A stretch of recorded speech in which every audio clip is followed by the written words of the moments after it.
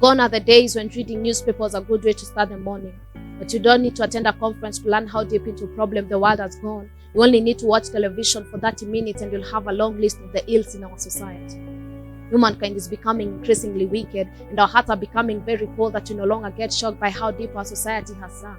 Everything is out of balance. Women choosing men, children rule their elders, boys become leaders before they become men, and the devil is all over looking for a vulnerable person to devour. We've become a generation of excuse makers and whiners. Number of single mothers is skyrocketing. Divorce case on the rise. A crime-related death every day. Rape case and drug use unmanageable. Parents burying their children instead of the other way round. It's an onslaught of a generation. Obviously, something is wrong, and I blame it on the lack of fathers and father figures. Good and loving fathers are hard to come by. Responsible husbands are even harder to find. Good fathers and role models are very few, yet this generation is crying out to be mentored, to be fathered, to be taught, and to be affirmed. Men, fathers, it's high time we ask ourselves if we have really grown up. Are we the fathers that we ought to be? Ask yourself, are you a grown-up or just an overgrown adolescent? Because the word says that train a child in the way he should grow, and when he's old that he will not depart from it. But the question is there a difference between us and our teenage sons? Are we raising them or growing them? Because families have become so dysfunctional that there is no telling who is who. Both parents and children are in a mess. Then who will guide who? If the parents who should be helping the children are the ones who need help more than the children, then who will guide who? Women. Are we content by saying boys will always be boys and use that phrase to brush off the mess we see in our men?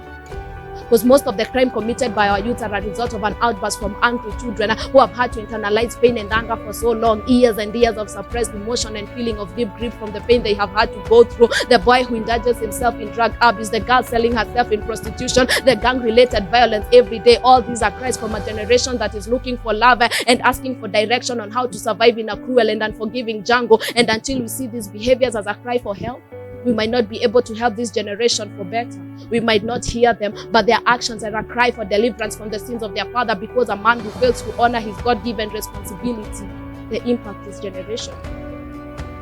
You see, the reason we have a generation of children and adults who are angry and bitter with life is because a father somewhere fails to function as a high priest of his family.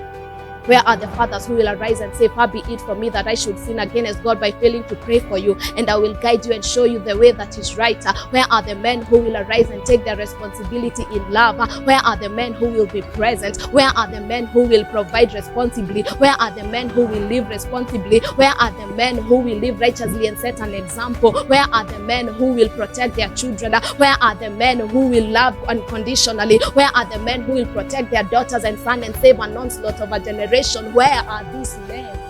If you are that man, then arise and say, I will be responsible. See, this is a genuine and painful cry for men to return back to divine blueprint of fatherhood, which is instituted by God.